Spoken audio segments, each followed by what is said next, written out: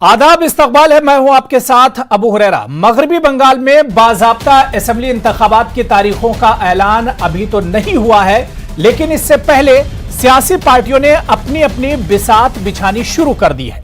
मरकजी वजीर दाखिला अमित शाह का रियासत की 200 सीटें जीतने का दावा, तो उधर कैलाश विजयवर्गीय का जनवरी में शहरियत तरमीमी कानून नाफिज करने का दावा, और बीजेपी का बार बार रियासत में लॉ एंड ऑर्डर और जमहूरियत के खात्मे का दावा, और अब बीजेपी सदर जेपी नड्डा के काफिले पर हमला।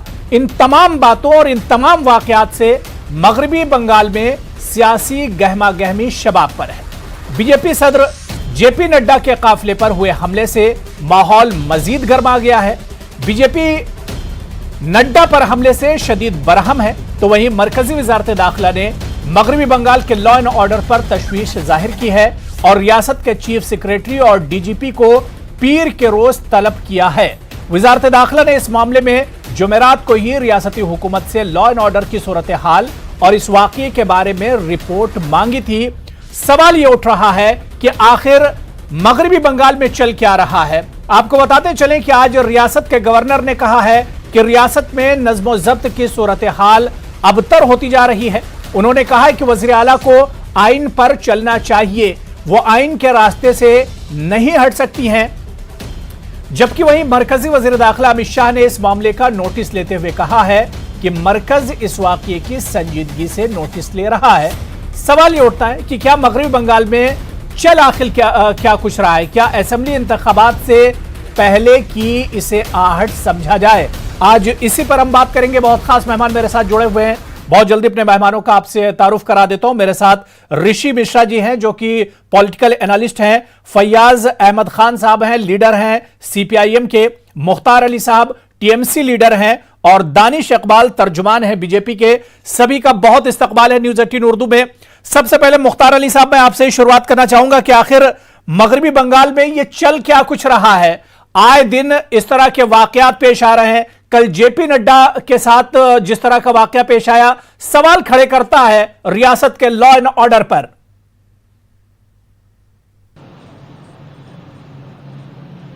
जी अस्सलाम वालेकुम जनाब अबू हुरैरा साहब। ये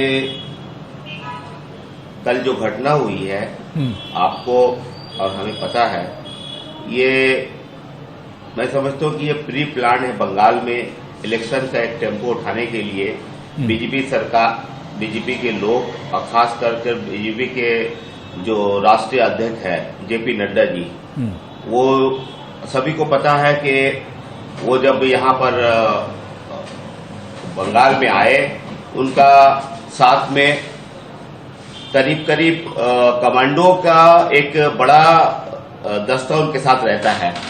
और वो जी बिल्कुल, मैं आपको सुन पा रहा हूँ। जी जी, नहीं, मैं आपको सुन पा रहा हूँ मुख्तार अली साहब, कंटिन्यू कीजिए आप। जी हेलो, जी जी मुख्तार साहब, मुझे सुन पा रहे हैं आप? जेपी नड्डा साहब जेट कैटेगरी सिक्योरिटी लेते हैं। जी जी, मैं सुन रहा हूँ। जी जी, आप कंटिन्यू कीजिए, आपकी आवाज आ रही है। जेपी नड्डा साहब जेट कैटेगरी सिक्योरिटी अवाइल करते हैं। हाँ, जेपी नड्डा साहब जेट कैटेगरी सिक्योरिटी है। उनके साथ 35 कमांडो फोर्स रहते हैं, जो HMO ministry of home affair उनको देती है। जी, ये कोई स्टेट गवर्नमेंट का नहीं है। उसके साथ ही साथ उनके साथ में करीब रैप का था, स्क्वाड है। आपके साथ 8 एडिशनल एसपी थे स्टेट के, 8 डिप्यूटी सुपरिटेंडेंट स्टेट के थे। आपके सिविल पुलिस थे 350 थे। इंस्पेक्टर रैंक के आपके करीब 30 इंस्पेक्टर रैंक के ऑफिसर थे। मुख्तार अली साहब, देखिए, अब ये तादाद मत गिनाइए। तो ये देखना अगर इतनी सिक्योरिटी के बावजूद भी मगरबी बंगाल में कोई महफूज नहीं है, कोई सेफ नहीं है, तो सवाल तो उठेगा सरकार पर, और ये सवाल रियासती सरकार पर ही उठेगा। जनाब हुरैरा साहब, मैं यही कहना चाह रहा हूँ। नहीं, मैं यही कहना चाह रहा हूँ कि ये जो सिक्योरिटी लैब्स किया गया है, उनको पब्लिक मीटिंग के तौर पर इस्तेमाल किया। इतना सिक्योरिटी को लैब करके आप जब आप वीडियो क्लिप देखेंगे तो वहां पर इनके साथ में हम लोग देख रहे थे कि पूरा पार्टी का जुलूस चल रहा था। एक बड़ा एक बड़ा बेढंगा तरीका से लोग मोटर बाइक से सवारी उनके आसपास घूम रहे, सिक्योरिटी को पूरा तोड़ दिया गया था वोट बैंक हासिल करने के लिए। और उनके अंदर में कुछ क्रिमिनल लोग शामिल थे। ये स्टेट के तरफ से, पार्टी के तरफ से ये ऐलान भी आया कि उन्होंने 3 FIR किया गया है, उनके साथ क्रिमिनल उस काफले के साथ घूम रहे थे और उन्हीं की तरफ से ये प्री प्लान था इलेक्शन टेम्पो उठाने के लिए। ठीक है, मैं दानिश इकबाल आपके पास आना चाहूंगा। दानिश इकबाल, जिस तरह से मुख्तार अली साहब कह रहे हैं कि जाहिर सी बात है जेपी नड्डा साहब कोई छोटी मोटी शख्सियत नहीं है, वो हिंदुस्तान की सबसे बड़ी पार्टी के प्रेसिडेंट हैं, उनके साथ सिक्योरिटी भी खूब होती है, लेकिन अब उसके बाद हम देख रहे हैं कि अब सियासी बयानबाजियां शुरू हो गई हैं। इस वाकये के बाद सच्चाई आखिर क्या कुछ है? क्या बीजेपी जो हमला हुआ, जाहिर सी बात है इसकी मजम्मत जरूर होनी चाहिए, लेकिन कहा यह जा रहा है कि इस वाकये के बाद से सियासत गरमा गई है और बीजेपी सियासत को गरमाना चाह रही थी।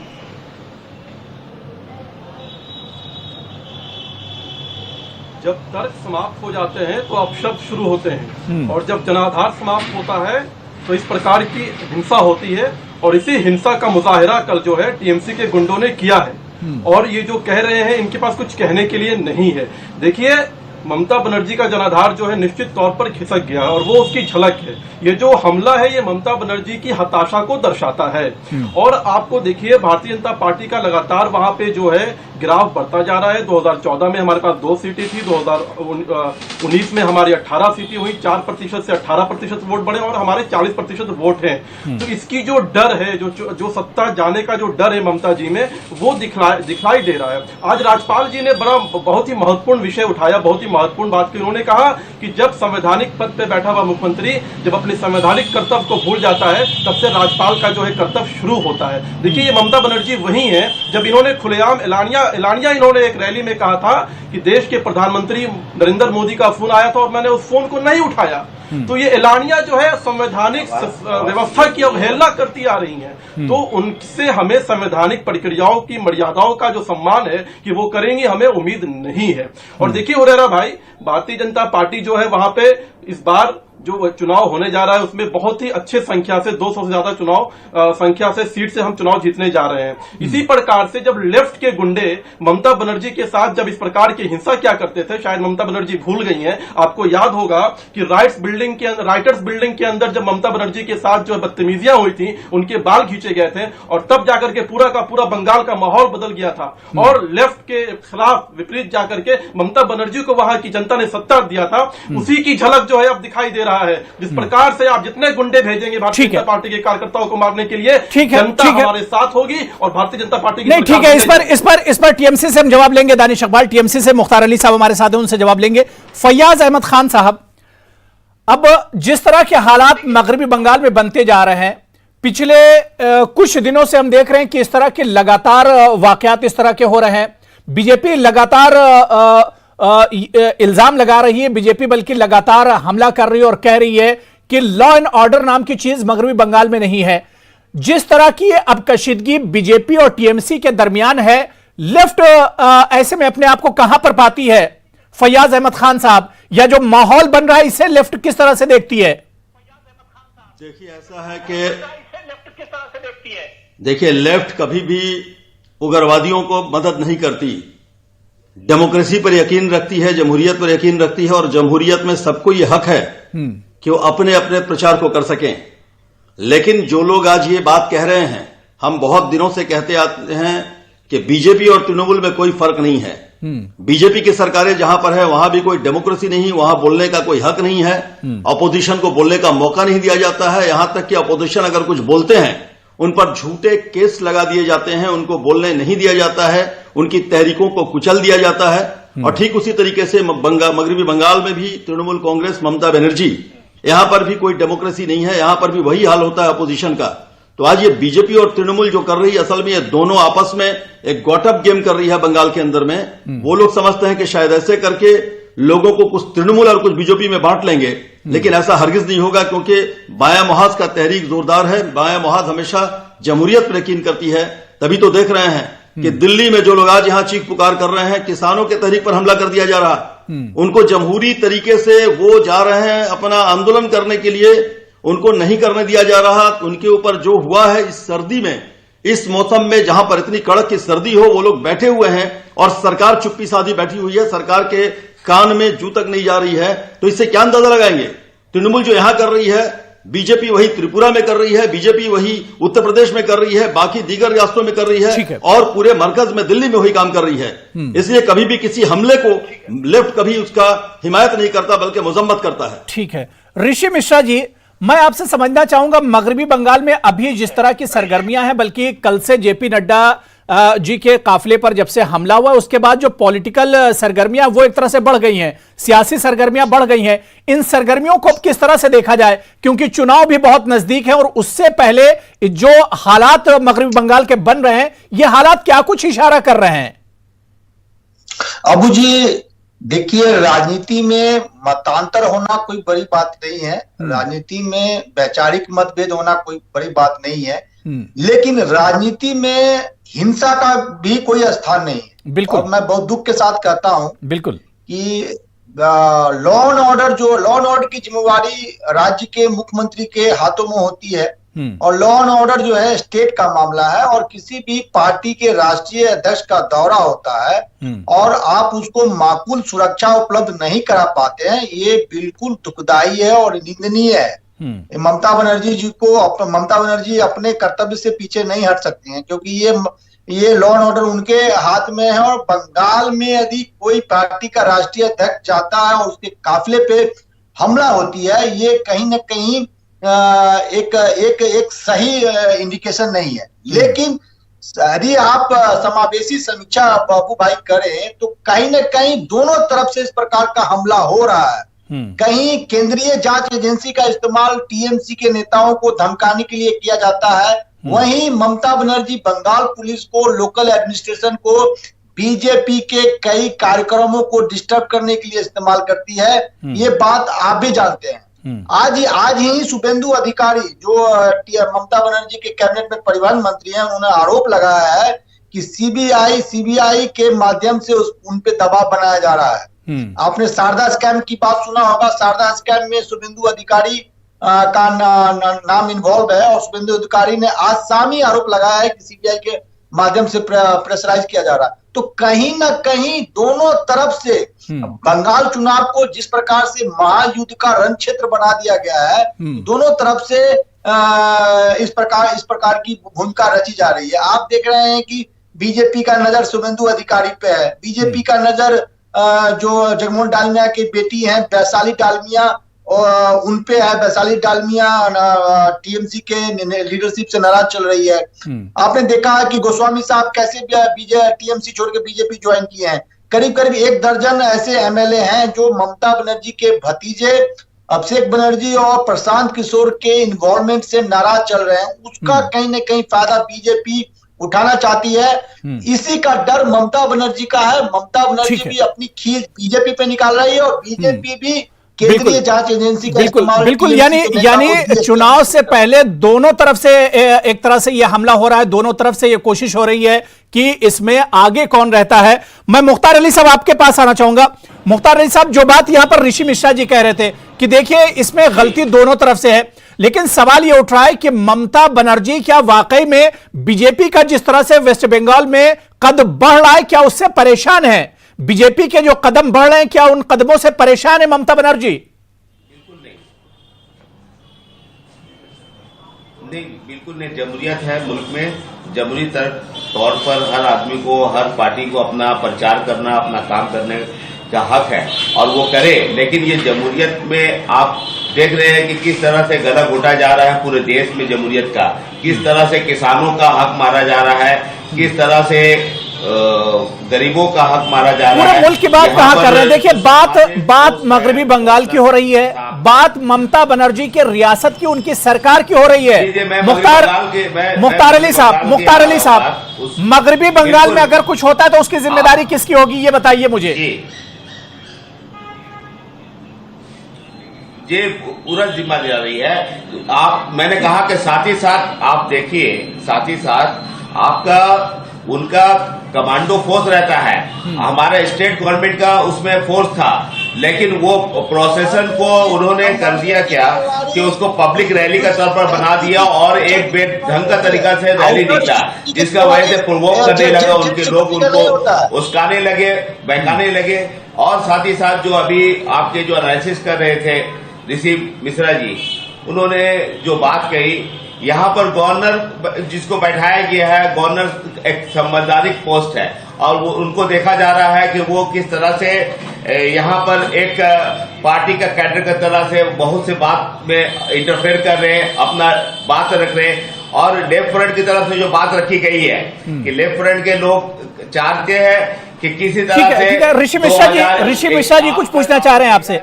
ऋषि मिश्रा जी देखिए एक बात अबू जी, आप जानते हैं कि ममता बनर्जी में पे परिवारवाद का आरोप पूरा वोट चले गया है। उनका ये मनसा है कि 2021 में राम और 2026 में फिर बाप आ जाए। ये मकसद से वो दोनों मिलकर यहाँ पर इलेक्शन तृणमूल के खिलाफ लड़ रही है। यहाँ पर तृणमूल के खिलाफ तमाम पार्टी एकजुट कर रही है। ठीक है, मुख्तार साहब बात हो गई, सुन लीजिए। मुख्तार अली साहब बात हो गई आपकी, सुन लीजिए जी। आज देखिए साउथ वेस्ट बंगाल के सबसे बड़ा नेता है शुभेंदु अधिकारी।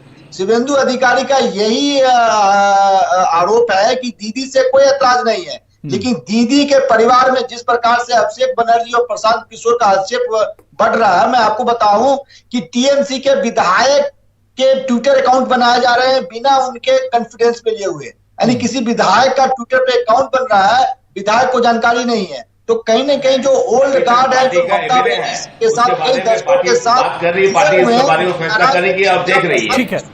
ठीक है, इसी का संगठन चलाएगा। ठीक है, मैं दानिश इकबाल आपके पास आना चाहूंगा। दानिश इकबाल, अमित शाह ने दावा किया है कि 200 सीटें मगरबी बंगाल में जीत कर आएंगे।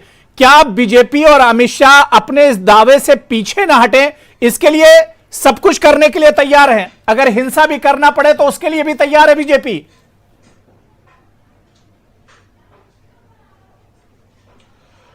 अबू हुरैरा भाई, हमारी लड़ाई बिल्कुल डेमोक्रेटिक तरीके से हो, और हमने तो इंदिरा गांधी जिन्होंने खुलेआम संविधान की धज्जियां उड़ाई थी, तात्काल लगाया था, हमने उनसे भी लड़ाई लड़ी और जीती है, लेकिन डेमोक्रेटिक तरीके से। और ये ममता बनर्जी है, ये जितना भी हिंसा, लेकिन हम इनके डेमोक्रेटिक तरीके से ही लड़ाई।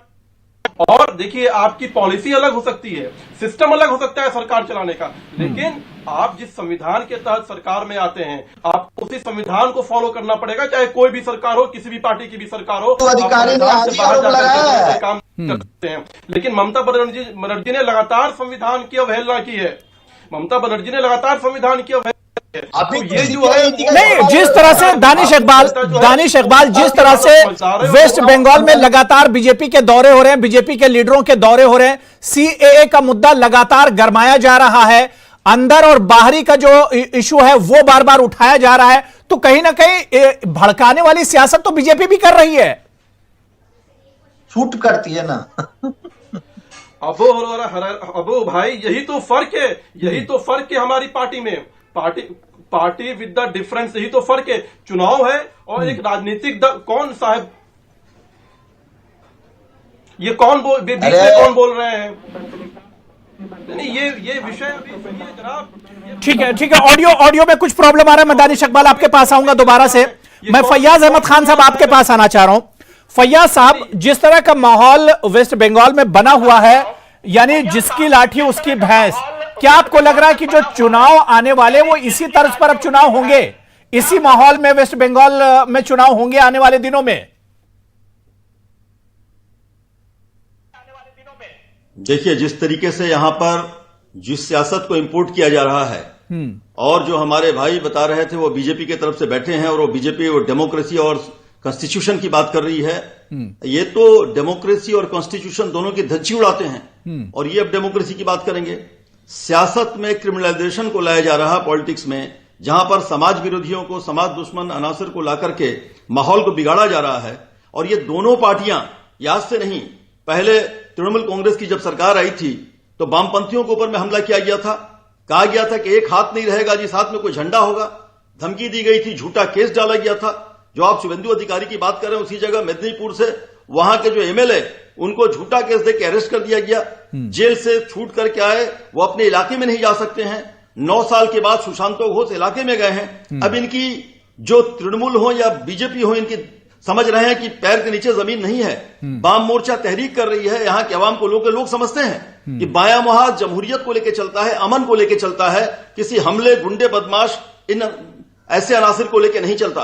तो बायां मोर्चा जो है हमेशा अमन के लिए करता है, और हमारी लड़ाइयां हो रही हैं, किसानों की लड़ाइयां, मजदूरों की लड़ाइयां। ठीक है ऋषि मिश्रा जी, जिस तरह से हम देख रहे हैं कि ममता बनर्जी के गढ़ में, ममता बनर्जी के जो भतीजे अभिषेक बनर्जी, उनके गढ़ में बीजेपी जिस तरह से प्रचार कर रही, क्या यह सीधा सीधा बीजेपी का इशारा है कि ममता बनर्जी के मजबूत गढ़ में ही वो इस बार चुनौती देने वाले हैं टीएमसी को और ममता बनर्जी को? देखिए अबू जी, बंगाल का जो जनसंख्या जिस प्रकार से पॉपुलेशन डेमोग्राफिकली है, पॉपुलेशन का जिस प्रकार से बसावट है, हिंदू मुसलमान का जिस प्रकार से वहां पे घनत्व है, 30% से ऊपर मुसलमान है, और बीजेपी का जो राजनीतिक मंत्र है, सक्सेस का मंत्र है, वो बंगाल में सबसे सूट करता है। और आपने बंगाल प्रदेश अध्यक्ष दिलीप घोष और कैलाश विजयवर्गीय का बयान सुना होगा कि सीएनआरसी को फरवरी के माह में लागू किया जाएगा। तो कहीं ना कहीं बीजेपी ध्रुवीकरण के माध्यम से टीएमसी को कड़ी टक्कर इस बार देने जा रही है, और टीएमसी के लिए चिंता का सबब बीजेपी के अलावा लेफ्ट कांग्रेस का गठजोड़ भी है। आप अधीर रंजन चौधरी जो कांग्रेस के वहां प्रदेश अध्यक्ष हैं, उसको भी इग्नोर नहीं कर सकते हैं। पिछले बार 44 सीट आया था कांग्रेस को, लेफ्ट वोट परसेंटेज के मामले में सेकेंड लार्जेस्ट थी, 12% के आसपास कांग्रेस को वोट है, 25-26% के आसपास लेफ्ट का वोट है। तो कहीं ना कहीं एक चंक बनता है। तो कहीं ना कहीं ममता जी का ये चिंता है कि यदि लेफ्ट और कांग्रेस बहुत मजबूती से लड़ती है तो जो उसके मुसलमान समर्थक हैं उसमें डिवीजन हो सकता है। तो कहीं ना कहीं ममता को सिर्फ बीजेपी से ही नहीं, लेफ्ट कांग्रेस से भी और ऋषि मिश्रा जी करना होगा। ऋषि मिश्रा जी, मगरबी बंगाल में जब भी चुनाव होते हैं तो हिंसा हमेशा मतलब एक रिवायत सी बन गई वहां हिंसा, और चुनाव से पहले अब बीजेपी और टीएमसी के दरमियान जिस तरह का माहौल बना है, क्या आपको लगता है कि वो रिवायत बरकरार रहेगी? हिंसा मतलब जिसके हाथ में लाठी होगी उसी की भैंस, वो रिवायत एक तरह से बरकरार रहने वाली है? बिल्कुल। आप देखिए ना, जो शुभेंदु अधिकारी का जो मैंने नाम लिया है, शुभेंदु अधिकारी टीएमसी के लिए साउथ वेस्ट बंगाल में मसल मैन का काम करते हैं। वो मसल मैन है, बाहुबली टाइप के नेता है। तो कहीं ना कहीं जिस प्रकार से जो माहौल बन रहा है, टीएमसी भी वही लेफ्ट के इतिहास को दोहरा रही है, बीजेपी भी उसी रूप में काउंटर करना चाह रही है। तो क्लैश तो बनेगा ही, और बंगाल का जो इतिहास रहा है जी, रक्त रंजित रहा है। मुझे बहुत दुख के साथ कहना पड़ रहा है कि आगे भी आपको बिल्कुल जाहिर सी बात है कि कल के वाकये के बाद से बंगाल की सियासत मजीद गर्मा गई है। आने वाले दिनों में ऊंट किस करवट बैठता है, या ये गरमाई हुई सियासत क्या कुछ रुख लेती है, यह देखना भी बहुत अहम और बहुत दिलचस्प होगा। बहुत बहुत शुक्रिया ऋषि मिश्रा जी मेरे साथ जुड़ने के लिए। फैयाज अहमद खान साहब, मुख्तार अली साहब और दानिश इकबाल साहब, सभी का बहुत बहुत शुक्रिया डिबेट में जुड़ने के लिए। आदाब।